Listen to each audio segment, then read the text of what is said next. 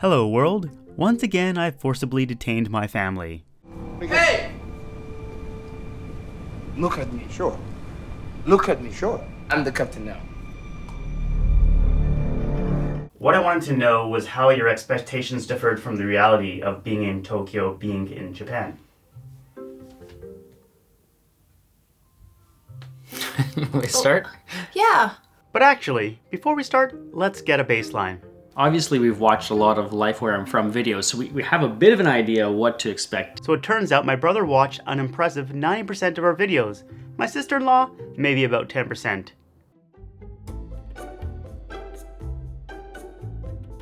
I think it was a little bit foreign. That's it, folks. That's the video. Japan is a bit foreign to the eyes of a North American.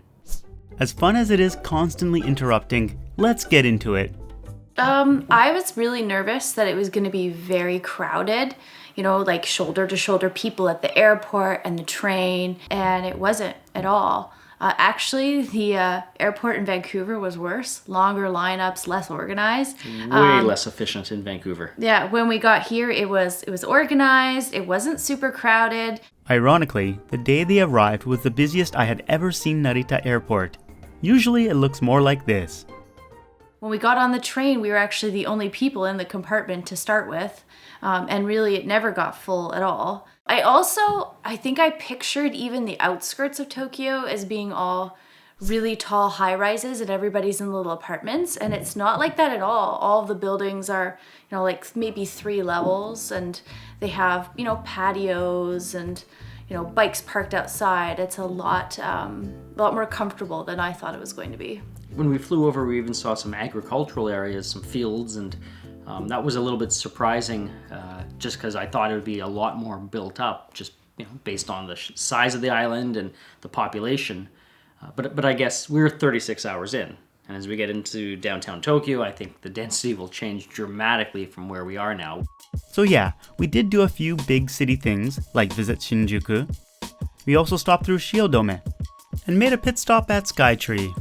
But in general, it's been a very quiet, not as rushed experience compared to what I thought we'd have coming in.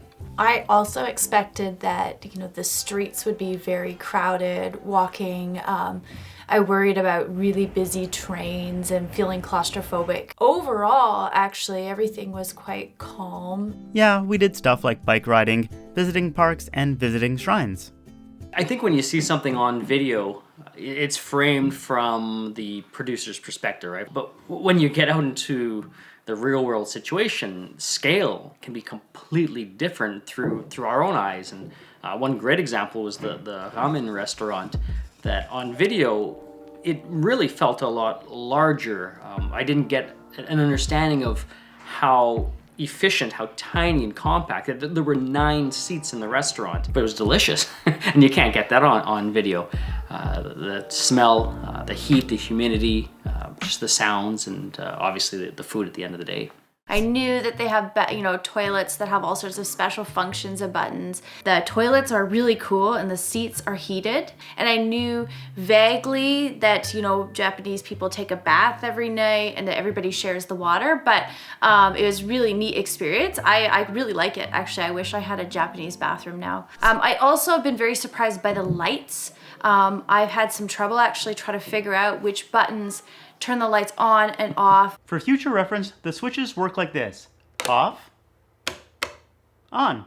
And so I've had a few times where I turned the light on really bright in our room while Sean was sleeping because I was trying to hit the dim one so I could just see the room. I didn't expect remote controls for everything. To be totally fair, the remotes are in Japanese, from the light switch to the air conditioner to the fan in the bathroom to the fan in the room. Even the control panel to turn on the hot water and fill the bath is in Japanese. Also, I've been too scared to use the microwave because I can't read any of the buttons. I wanted to reheat my coffee the other day, but I just was not sure and I didn't want to risk blowing something up, so I didn't bother. I think there's a big reliance on technology in everyday life that exceeds my expectations of what you'd experience in Japan. And my expectations were that there was going to be a lot of technology, but it's just really neat on a residential scale how much there is in use on a day-to-day basis. And yet there's no dishwasher. So for me, like a dishwasher is like, you know, it's a very important appliance. And you don't have that. But I think that if I had to make the trade for the automatic heating up bathtub, I don't know, it would be a hard trade. I've also noticed that there's Kleenex everywhere, or tissue paper. That just might be our house. Oh, okay. I don't know that nobody seems to have napkins, but even at the restaurant, they don't have tissues, napkins, yeah. They don't have paper towels, but there's boxes of tissue everywhere. I didn't expect trains and train stations to be quiet places where people are not talking or loud, almost like a library. I didn't expect as much on the streets, like as much pedestrian and especially cyclist traffic on the streets. I mean, we all seen the iconic scramble crosswalk images, but it goes way beyond that.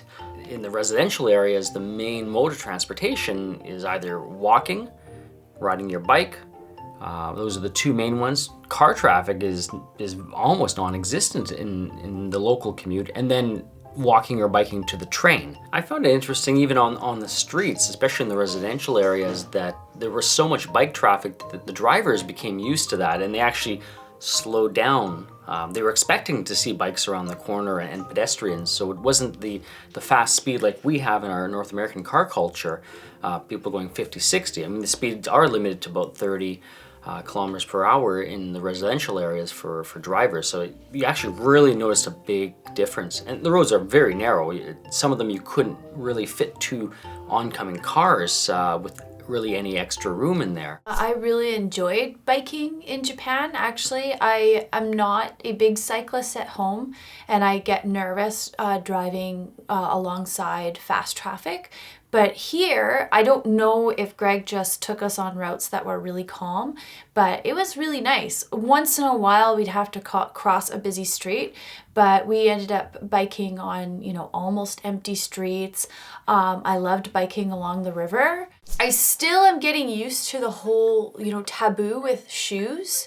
There's a really, you know, big obsession with floors in Japan and which floors you're allowed to wear shoes on and which floors you're not. And even in a fitting room, some fitting rooms had like a little platform, and so you took your shoes off in front of the platform and then you could try things on. But like, don't come out of the change room in your socks, because that's bad too, right? Your shoes can't go in the change room and your socks can't go out of the change room. I found situations where it could be really awkward if you didn't conform to the standard one size of shoe that was provided to you. Like in the onsens, they'd have one pair of shoe for the washroom that you would remove your shoes or put on the washroom shoes if you were barefoot at that point. I think if a lot of North Americans came over here, they'd have a real hard time getting their toes and their foot into it. You might want to bring your own flip-flops along or something. If that's even allowed. It's totally not a thing. Don't bring your own slippers. If I was going to do this again, traveling with children, I would definitely get some sort of antibacterial spray, like our host had, because most of the bathrooms didn't have soap. Even some of the nice restaurants didn't have soap. Yeah, that some had soap, but a lot of them didn't. I'd say at least more than half. And they often don't have, some of them have paper towels or dryers, but some of them don't. And I noticed a lot of ladies carrying like a little hand drying cloth in their purse, and then they would pull it out to use it. So that was very smart. Oh, legs cramping. I had to chase this too. Just stretch your legs for a second. Okay. Japan is not always recognized for its nature, but 73% of the island is mountainous, and the only other developed nations with such a high forest coverage percentage are Finland and Sweden. But even when not out in the wild, things like the following can happen. When we got to the Enoshima island there, we went and got our picnic lunch and went to the beach, because that's what you do. That's where you eat. Have a apparently. picnic. Yeah. And then all of a sudden the hawks started coming down, and one of them buzzed me, and then Didn't one of them knock Aiko's muffin out of her hand? Yeah, she lost her muffin, and so we ran for cover under the underground. What's going on? Hawks are attacking us. It was scary. I mean, this is not seagulls like bugging you for your food on the beach. These things were hawks with talons, and they look like birds of prey. They were. Yeah, they were. Medium sized. I was really frightened. In fact, I avoided eating for hours. And then we started climbing up the, not really a mountain, but the big hill there with all the shrines and monuments. And towards the top, people were eating ice cream, and we witnessed a hawk come down and grab someone's ice cream. And they were very precise. They didn't get the people, they got the ice cream. But besides the hawks, the walk up there was amazing.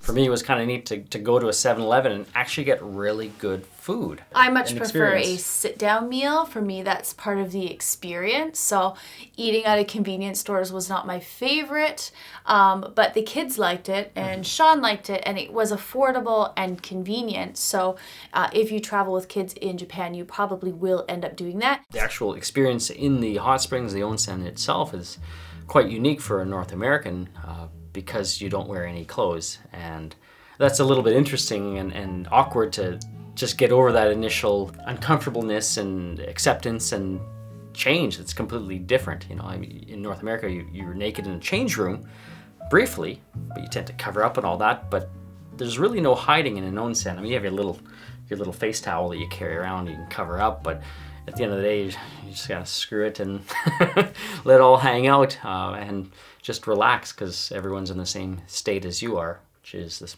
naked. I highly recommend that anybody who visits Japan try it onsen. It sounds very uncomfortable, maybe even more so for women, but it really only took like maybe 10 minutes to be comfortable. It's not like everybody who goes to the onsen is a supermodel anyways. It just feels like normal people who want to, you know, relax, enjoy the hot water.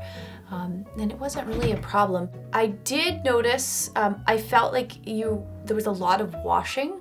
I did discover that most of the onsens will supply a shower cap, right? So if you go to an onsen and you don't want to completely, wash your hair, you can just put on a shower cap, tie your hair up.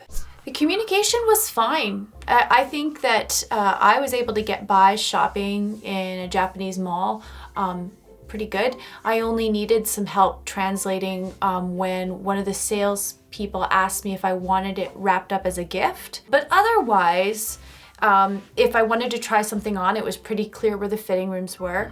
It was a little unusual that you had to put a face mask on, like a mesh bag over your face so that your makeup or your, didn't mess up any clothing. But again, pretty easy to get used to. It's small things, but you notice there is actually a friendliness, and we're not in a tourist heavy area, but there actually was a bit more English on the signs than I thought there was going to be. And even for things like the washroom, and being very welcoming, saying, please come in, it's free, and use the washroom. But in North America, it would be, no shoes, no shirt, no service. Washrooms are for customers only, like all the no's, rather than we're welcoming you. Okay, any last words? Or is that... My feet hurt. My feet hurt from sitting. Asleep from sitting and crouched like this. I swear, I wasn't making them sit to torture them. I just kind of forgot how painful it could be to sit on the ground for an hour when you're not used to it. And hey guys, thank you very much for visiting and enduring my questions.